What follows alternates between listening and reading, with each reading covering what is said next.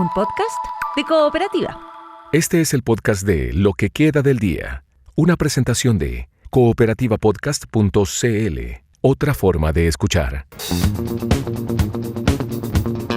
Hola, muchísimas gracias por estar aquí en un nuevo episodio del podcast Lo que queda del día. Estamos grabando junto a Ulises Aldea este nuevo capítulo que escuchas si te suscribes a través de cooperativapodcast.cl y distintas plataformas. La conversación hoy es con Carolina Toá, la ex ministra, ex candidata presidencial, quien publica el libro La política se metió conmigo, que es la historia privada de una vida pública. Los autores son la propia Toá y Daniel Hoppenheim. Esta es la conversación en Lo que queda del día. Hablamos de eso y otra cuestión bien importante: cómo llegar, cómo alcanzar las ayudas que se han definido para el pago del gas en medio del aumento del precio de los combustibles. Eso y otras cosas en este episodio, como siempre. Gracias por escuchar. Continuamos en Lo que queda del día a esta hora para hablar con una figura política que ha sido candidata presidencial, ministra del Interior, alcaldesa, entre muchos otros roles. Fue parte del exilio, perdió a su padre en un homicidio que todavía no esclarece la justicia chilena, conoció a Gabriel García Márquez y a Fidel Castro, y ha revelado con el coraje que aquello requiere los abusos de los que fue víctima cuando niña. Carolina Toá acaba de publicar el libro La política se metió conmigo. El autor es Daniel Hoppenheim, quien la entrevistó desde que estaba todavía en el gobierno en los momentos de su candidatura presidencial y también en las últimas conversaciones durante este verano. Carolina Toá, bienvenida a Lo que queda del día. Muy buenas tardes. Hola Paula, muy buenas tardes. Un gusto estar aquí contigo. Muchísimas gracias por esta entrevista con Cooperativa que, la verdad, con honestidad, llega después de varias conversaciones que ha sostenido en distintos medios de comunicación. Y yo, más que criticar aquello, quiero preguntarle por la reacción que ha ido leyendo para un libro que es al mismo tiempo político y personal, que es reflexión en torno a los desafíos del progresismo, la izquierda en estos días, pero también es la revelación de cuestiones personales bien íntimas, bien profundas y bien difíciles de contar. Así que quiero partir preguntándole por eso, por cómo ha recibido la reacción de la opinión pública, las preguntas que le hacen, lo que más impacta de estas conversaciones donde usted ha revelado algo o muchas cosas que son muy personales. Sí, mira, ha sido bien intensa estas últimas semanas en torno a la presentación del libro, porque como decías recién, ha habido varias entrevistas y cosas de prensa, mucho interés sobre este libro, que era algo que yo realmente no esperaba tanto. Quizás lo que tiene de especial, que alguien como yo que ha hecho tantas entrevistas en la vida, en ese libro hago una cosa que es un poco distinto de lo que uno habitualmente hace cuando tiene contacto con la prensa, que es como contar la manera en que uno se fue formando y llegó a ser la persona que es en base a las cosas que vivió. Nadie de nosotros es casualidad, todos estamos marcados por nuestra historia y también por la manera en que la vivimos, porque a veces una misma historia, una persona la vive de una forma y la lleva para un lado, y otra con una historia similar se va para un lado muy diferente. Entonces el libro lo que hace es contar eso, y efectivamente hay varias partes de mi vida que no había contado yo antes, pero que a la hora de ir a examinar cómo uno se fue armando, eran una pieza importante para contar ciertos años, ciertos periodos o ciertas cosas que me marcaron, y como parte de eso se contó y se habló de esto que viví cuando era como adolescente o preadolescente, 11, 13 años, y estoy satisfecha de haberlo hecho, aunque en su momento, después de que lo conté, nos entró la duda de si era bueno o no dejarlo en el libro. Y lo dejamos en definitiva porque para mí ha sido importante conocer otras historias, y pienso que la mía puede servirle también a otras personas. Esa es la razón por la cual quedó ahí en el texto esa historia, bueno, y todo lo que se contó ahí, que es harto. No es todo, obviamente, uno no puede contar todo, pero cuentan hartos episodios de la vida, del recorrido que me ha tocado hacer hasta ahora. Ciertamente, yo está contado cómo, por ejemplo, contar esos episodios permite que quizás quien lo lea, quien nos escucha ahora en la radio, quien vea alguna de las entrevistas, se sienta acompañada en ese relato. Usted ha dicho, es una cuestión que de alguna manera nos une como humanidad, ¿no es cierto? Saber que este dolor, que esta herida no es personal, es también compartida, que tiene que haber un espacio para contarlo. E incluso usted dice, o ha dicho en otras entrevistas cuando le han preguntado, por ejemplo, por el caso Monsalve, que era una persona cercana, una persona en la cual usted y quienes estaban en el gobierno confiaban, resulta acusado de un delito sexual. Independiente del resultado de aquello, usted planteó en algunas conversaciones que eso permite entender que no se puede dudar o no es conveniente dudar del relato de quienes denuncian en estos casos, porque estos abusos o los delitos se pueden encubrir de manera muy efectiva, ¿no?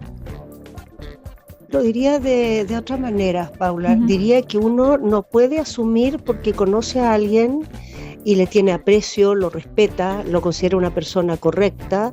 Uno no puede asumir que por eso se excluya que haya tenido una conducta inadecuada o haya cometido incluso un delito. Uno tiende, cuando conoce a alguien y tiene una buena impresión, a pensar que es imposible que haga ciertas cosas.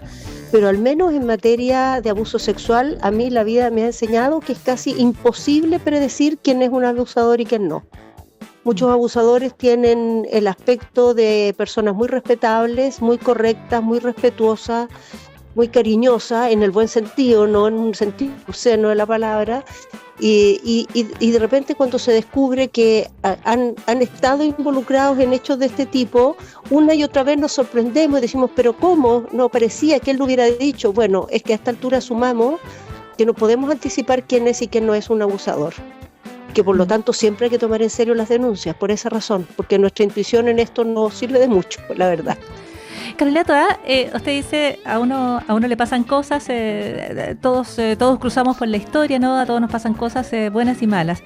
Pero la verdad yo pensaba, mirando el libro, que le pasaron bastantes cosas malas también. Cuestiones tan dolorosas como la pérdida del padre, ¿no es cierto? Y una investigación que ha seguido hasta hoy y que ustedes luchan como familia por mantener abierta, por esclarecer, por llegar a la verdad.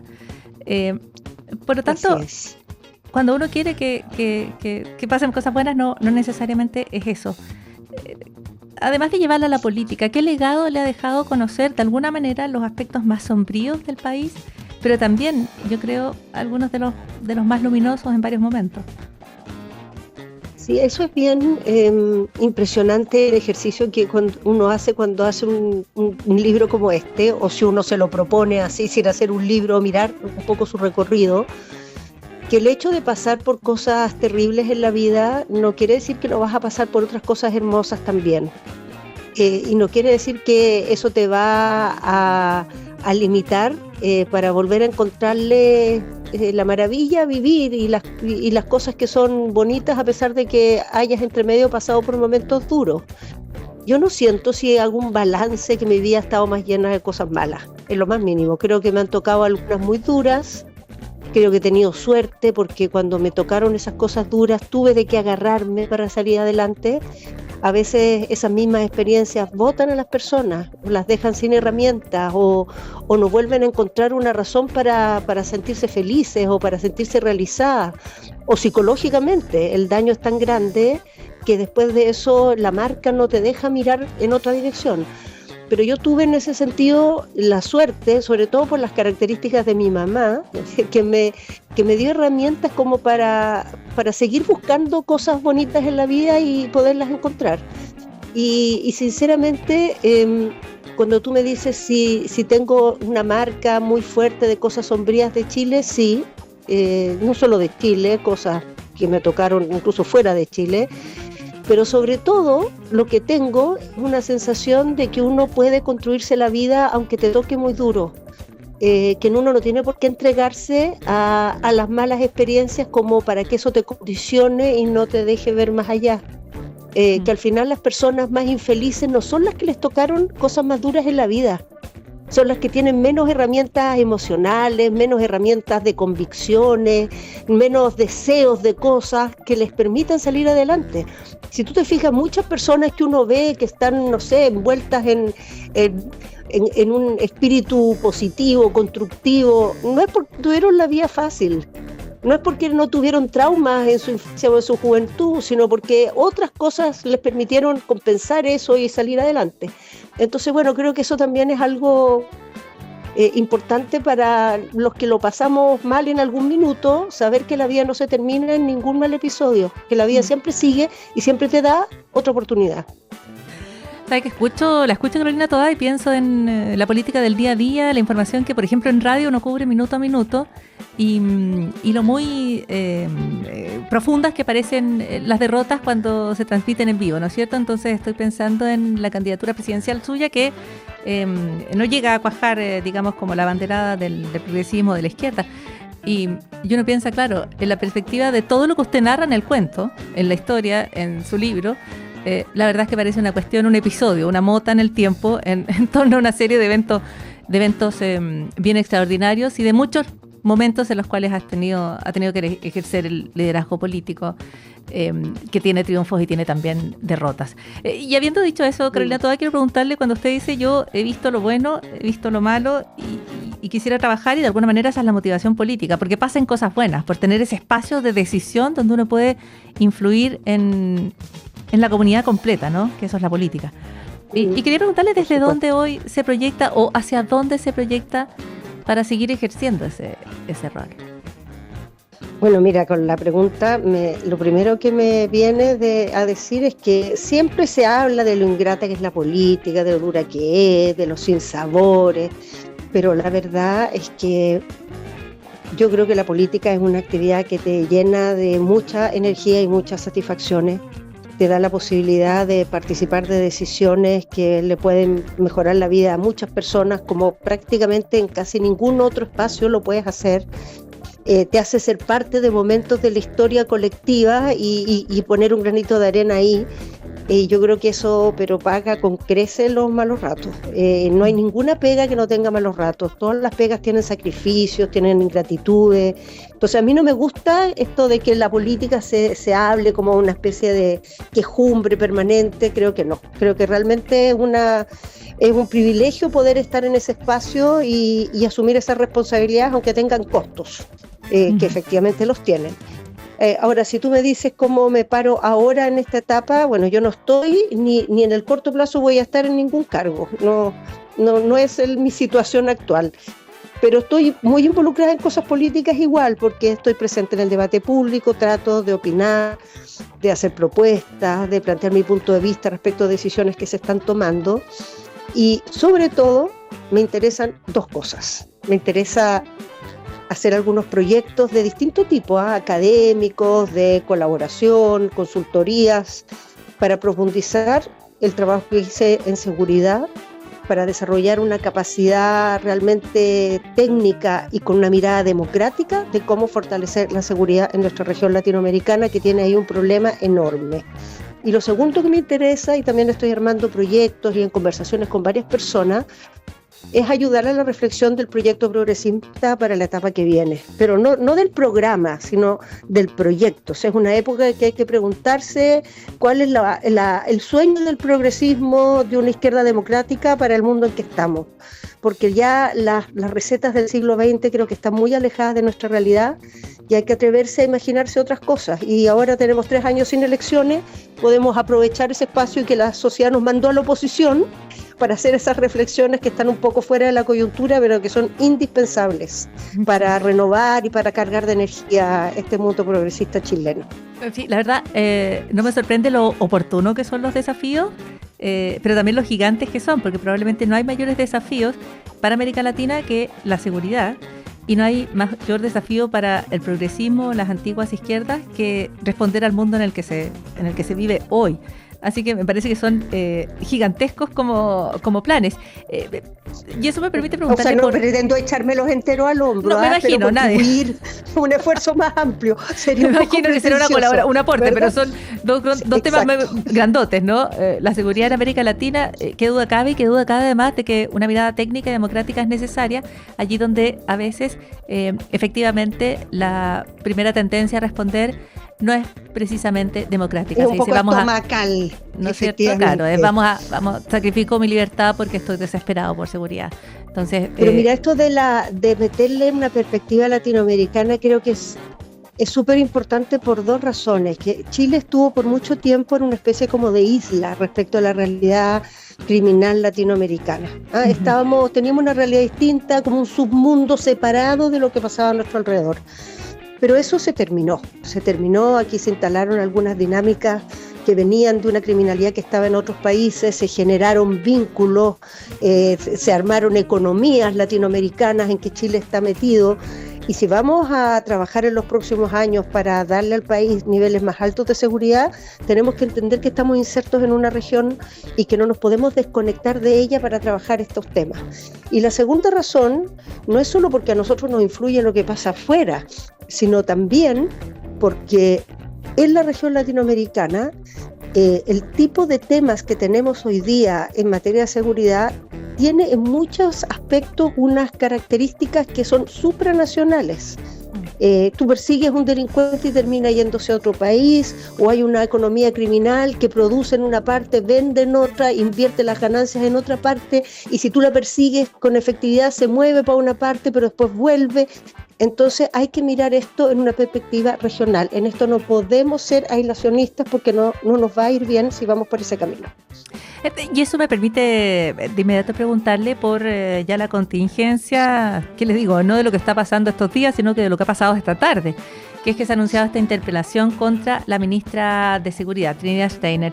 Y le pregunto porque de alguna manera toca los dos temas que estábamos conversando, ¿no? Esto tiene que ver con cuáles son los trabajos que se hacen en seguridad, las líneas, las orientaciones, lo importante que es tener, por ejemplo, o no, un plan claro al principio de un mandato, que es lo que se está cuestionando a la ministra Steiner, pero también el tipo de oposición que se va a ejercer, porque definitivamente una interpelación en un momento relativamente temprano del gobierno de José Antonio Kast es también una señal de una oposición que va a ir en busca de respuestas. Y quiero preguntarle cómo observa esa interpelación anunciada. Bueno, es una facultad de los diputados y las diputadas. En ese sentido no debiera ser nada que llame alarma. Yo creo que lo importante aquí es que quien necesita respuestas es el país, y los parlamentarios como representantes pueden cumplir un buen rol en ese diálogo si se hace con ese espíritu, digamos.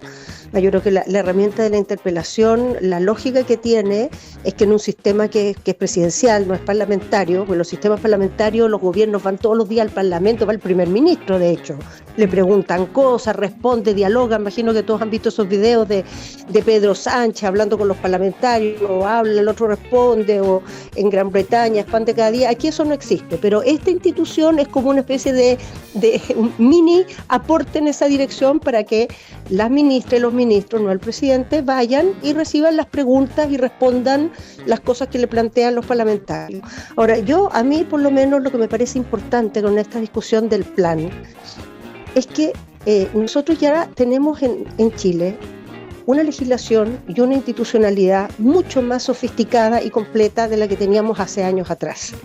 Eso significa que tenemos una política de seguridad pública actualizada recién, hace pocos meses, en la que participó todo el mundo, que fue valorada transversalmente desde los centros de estudio de izquierda, de derecha, de oposición, desde Paz Ciudadana, desde los expertos ligados al actual gobierno. Todos los actores sociales, todas las instituciones participaron de esta política, y esa política se traduce en una serie de metas como país en todas las dimensiones, el cuidado de los niños, la mejoría de los barrios, el fortalecimiento de la policía, el combate a la droga, las economías criminales, los temas de frontera. Todos esos temas están tocados.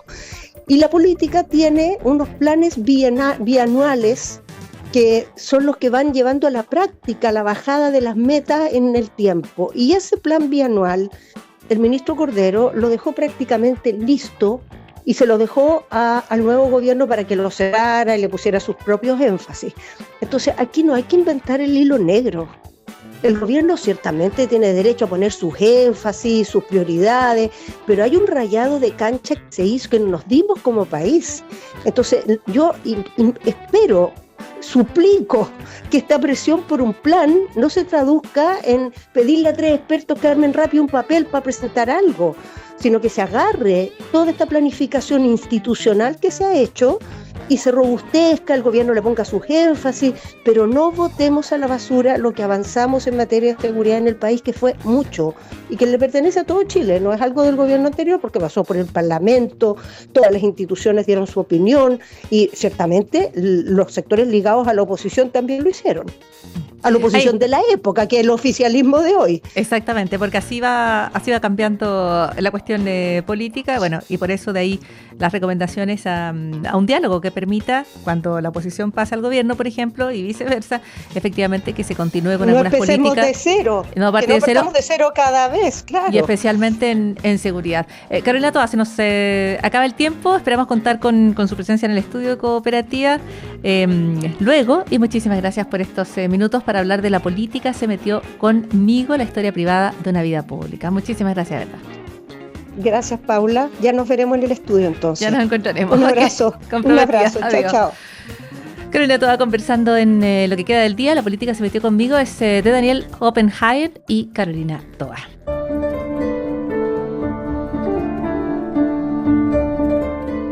¿Y sabías que un gigante perdido por más de 100 millones de años emergió desde las rocas en Tailandia, o sus restos?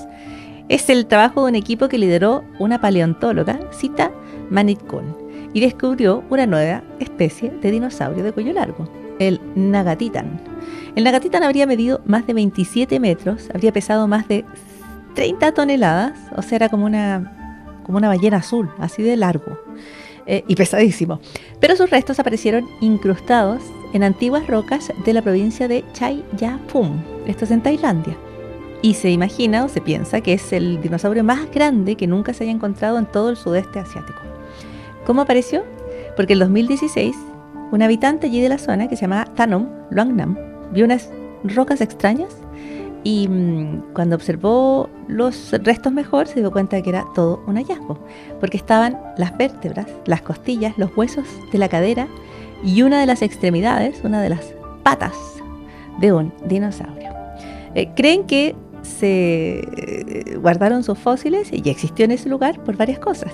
Hace 113 millones de años Tailandia estaba más cerca del Ecuador y el planeta cruzaba un intenso periodo de efecto invernadero, hacía mucho calor, era una zona abierta, seca, con vegetación baja y bosques menos densos, y los saurópodos podían desplazarse a grandes distancias, transformando el terreno. El Nagatan es un grupo de estos dinosaurios gigantes que comenzó a expandirse por estas regiones y fue tan gigante porque su largo cuello le ayudaba a disipar el calor. Tenía un sistema propio de enfriamiento y así pudo prosperar donde otros animales colapsaron. Así que es un hallazgo importante de un fósil gigantesco que además revela cómo ciertos dinosaurios pudieron convertir un entorno extremo en una oportunidad, creciendo a un tamaño que hoy parece imposible. Y eso también es parte de lo que queda del día. Estás escuchando el podcast de Lo que queda del día, una presentación de cooperativapodcast.cl.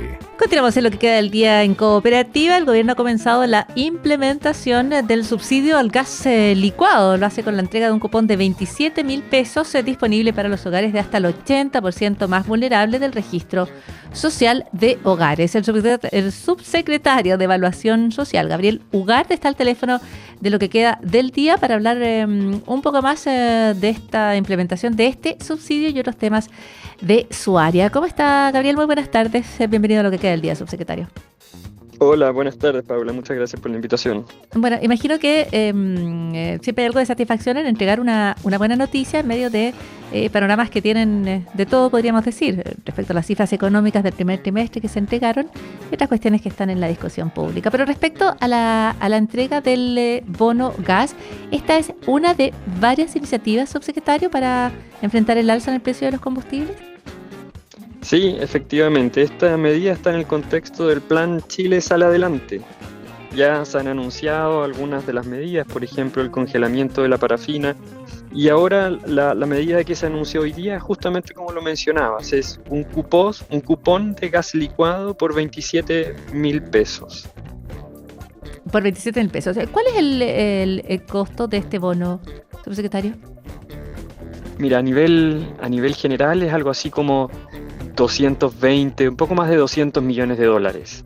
Es un cupón por 27.000 que se entrega a más de que en el fondo los hogares tienen que solicitar este cupón, pero la población potencial son más de 7 millones de hogares en Chile, que son los que están hasta el 80% según el registro social de hogares.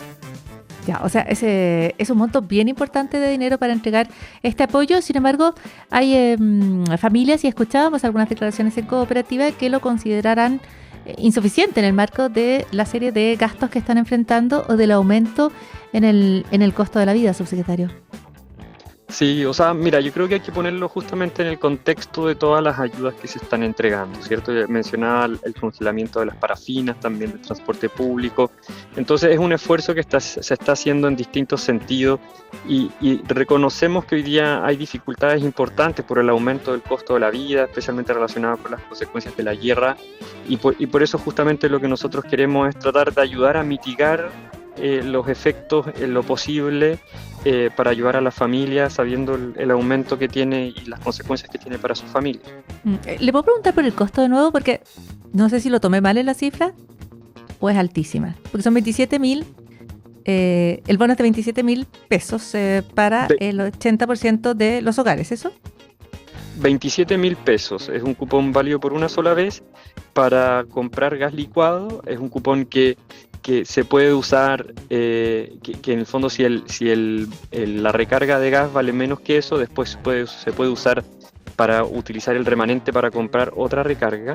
Y claro, si uno ve que el universo potencial es más de 7 millones de hogares, el costo total de esta medida es más de $200 millones. Subsecretario, respecto a los apoyos, usted decía, hay otros apoyos. Estos se han dado en un contexto de intenso debate respecto a los recortes también presupuestarios. ¿Qué es lo que ocurre dentro de su división en términos de esos recortes si uno los contrasta con estas cifras que se están destinando y que usted enumera? Sí, ahí se ha hecho un esfuerzo bien importante en encontrar espacios de eficiencia dentro del ministerio, sabiendo que hoy día estamos frente a una situación fiscal bien delicada, ¿cierto? El espacio para aumentar gasto es muy acotado, sino casi inexistente. Entonces, y dado que las necesidades son amplias, y dado que justamente hoy día nos encontramos en un escenario económico bien complejo, hay que encontrar esos espacios de gastos para poder responder a las necesidades de la población, sabiendo que hay espacios de eficiencia dentro del Estado. Entonces fue justamente por ese lado el que quisimos avanzar. ¿Y cómo, por ejemplo, logra separar estos 200 millones para entregar el bono y al mismo tiempo hacer recortes? Porque hubo recortes también en el Ministerio de Desarrollo Social. Sí, y lo que nosotros también indicamos es que en ninguno de los casos se iban a disminuir beneficios sociales. Entonces, las transferencias que reciben las personas, eso, todo se mantiene. Entonces, lo que nosotros hicimos fue tratar de encontrar esos espacios de eficiencia que yo creo que todos sabemos que existe. De hecho, ya una comisión revisora del gasto del año pasado ya señalaba que efectivamente había muchos espacios. Entonces, yo creo que todavía queda el desafío también de encontrarlos y hay que hacer un esfuerzo, y que en algunos casos es complejo, ¿cierto? Porque eso significa administrar, hay que hacer algunos cambios y todo, pero siempre con el compromiso de que aquellas ayudas esenciales para las familias, esas no se van a tocar. Ahora, allí hay un intenso debate respecto a los recortes al Ministerio de Desarrollo Social. Aquí se mencionó mucho, por ejemplo, los recortes para los ajuares, ¿no? Que es una cuestión que hubo que salir a desmentir desde el gobierno. ¿Están esos dentro del área de evaluación social, la subsecretaría que usted encabeza?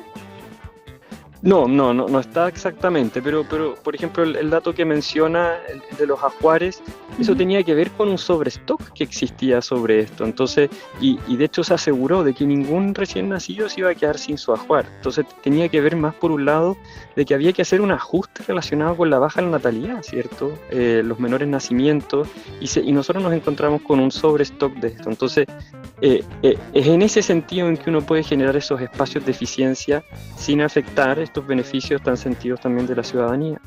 En el caso del Ministerio de Desarrollo Social, allí esa rebaja fue de 32.721 millones, ¿no?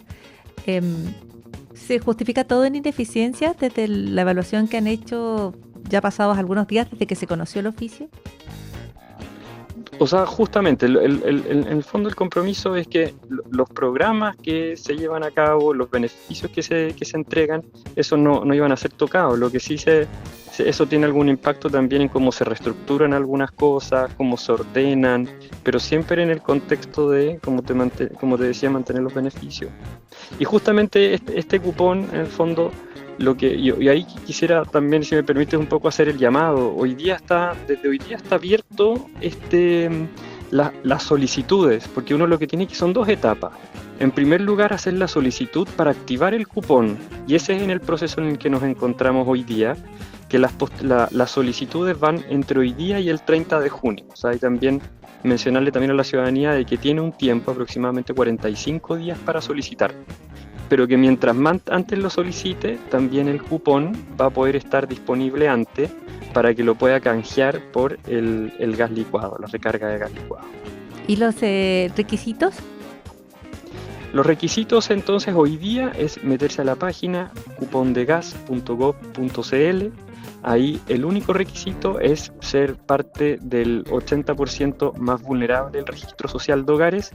La persona que tiene que solicitarle esta activación es el jefe de hogar, que está registrado en el registro social de hogares, que tiene que tener más de 18 años. Entonces hoy día se mete a la página, revisa muy rápidamente, en unos pocos clics, si es que es beneficiario. Aquí no se postula, en el fondo, si la persona la familia está en el 80%, automáticamente queda confirmado, se le envía un correo y se le va a decir en ese correo también cuándo va a estar disponible el cupón.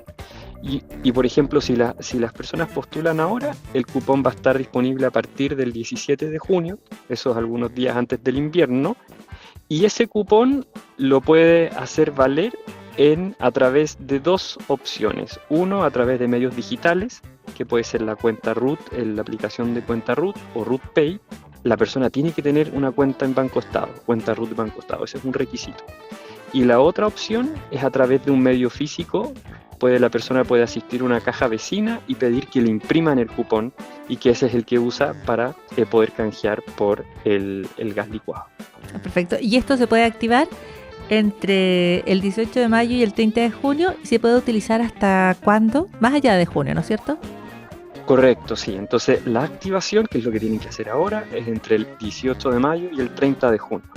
Y una vez que lo activa, el cupón se puede usar hasta el 30 de septiembre. Entonces son 2 etapas que hay que tener en cuenta. La importante ahora es que ahora tienen que solicitar la activación. Ese es lo que yo creo que tenemos que transmitir a las personas en cupondegas.gov.cl. Eso, todo esto a través de, una última pregunta, subsecretario, todo esto a través de la clave única que ya está o está en marcha blanca para pedir el segundo sistema de chequeo, digamos, de confirmación. Por lo tanto, va a tener que quien postule hacer los 2 pasos en clave única o el original nomás. No, ahí si es que alguna persona tiene problemas con su clave única, ahí clave que se contacte con el registro civil, ellos ya están al tanto, hay formas de obtenerla remotamente o en las sucursales, pero claro, el requisito es que el jefe de hogar se conecte e ingrese a esta página web con su clave única. Ya, eso es, usted sabe, requisito, pero algunas veces es bien complicado para adulto mayor o adultos, sencillamente, a veces ir por los 2 pasos que requiere la nueva clave única o incluso la clave única original. Pero usted dice, hay disposición en el registro civil para responder cualquier duda.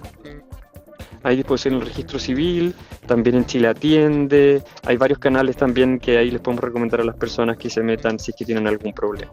Perfecto. El segundo factor de autenticación, por eso le pregunta subsecretario, porque sí, ya está lanzado. Ya, pues para las dudas entonces Chile Atiende, registro civil, y la invitación es entonces a suscribirse para obtener este cupón del gas licuado. Subsecretario, muchísimas gracias por los minutos con Radio Cooperativa. No, gracias a ustedes por la oportunidad. Muchas gracias. Muy buenas tardes. Gabriel Ugarte, subsecretario de Evaluación Social en Cooperativa. Seguimos en lo que queda del día, donde nos vamos al sol. Bueno, no nosotros, pero el mundo de alguna manera partirá hacia el sol en unas pocas horas, en una nave espacial que tiene el tamaño de una furgoneta. Allí partirá una misión inédita. Van a salir desde la Guyana Francesa y tiene como objetivo observar qué ocurre cuando las tormentas solares chocan contra el escudo magnético de la Tierra. Esta misión se llama SMILE, sonríe, y es una misión de la Agencia Espacial Europea y la Academia China de Ciencias. Y por primera vez va a registrar imágenes con rayos X de ese impacto invisible, que además ocurre a miles de kilómetros sobre nuestras cabezas, y que en los casos más extremos puede afectar los satélites, las redes eléctricas y las comunicaciones en la Tierra. Todo comienza en el Sol porque allí se está emitiendo constantemente un flujo de partículas cargadas, que es lo que se conoce como viento solar. Pero a veces es más que viento y se convierte en estas gigantescas explosiones de plasma que se llaman eyecciones de masa coronal y pueden viajar millones de kilómetros por hora. En apenas unos días, esa energía golpea el campo magnético de la Tierra y este escudo natural desvía buena parte de esas fuerzas, pero si la tormenta solar es muy intensa, lo puede atravesar parcialmente y eso puede alterar los sistemas eléctricos de la Tierra y los satélites en órbita. Pero eso también genera las auroras boreales y las auroras australes, que son tan hermosas. Pero bueno, la cosa es que los antecedentes son importantes. Hubo una tormenta geomagnética el año 1859, que es la más intensa que se ha registrado, y ahí se veían las auroras desde Panamá. Y hubo algunas interrupciones porque se generaron, por ejemplo, descargas eléctricas entre quienes estaban operando el telégrafo. Hoy, bueno, no hay telegramas, pero el riesgo es mucho más grande porque el planeta entero depende de los satélites para las comunicaciones, para navegar, circular, para las finanzas, en fin. Una tormenta extrema solar podría comprometer infraestructura crítica en algunas partes del mundo. Así que hay que entender mejor cómo funciona la meteorología espacial. Y para eso parte esta nave SMILE. Van a tratar de mirar con mucho detalle, detectar cuando las partículas solares chocan con las partículas de la atmósfera, con nuestro escudo de la Tierra. Van a pasar a unos 5.000 kilómetros sobre el polo sur, van a pasar sobre el polo norte y van a tratar de tomar una vista panorámica del campo magnético de la Tierra. Impresionante. Viajan a bordo de la furgoneta o de la misión 4 instrumentos científicos, no 4 personas, sino que 4 instrumentos para medir partículas, campo magnético, emisión ultravioleta y de rayos X. ¿Y la misión cuánto va a durar? Porque parte este martes, durará 3 años. ¿Y cuándo empieza a emitir datos? 1 hora después de entrar en órbita. Así que es bien impresionante porque ya se dice que nos va a permitir esta misión, SMILE, observar casi en tiempo real una de las batallas más gigantescas y silenciosas del espacio, la batalla entre el Sol y la Tierra. ¡Wow! Y eso también es parte de lo que queda del día. Aquí termina el podcast de Lo que queda del día. Lo escuchas en vivo de lunes a viernes desde las 4 de la tarde en Radio Cooperativa y todos los días en cooperativapodcast.cl.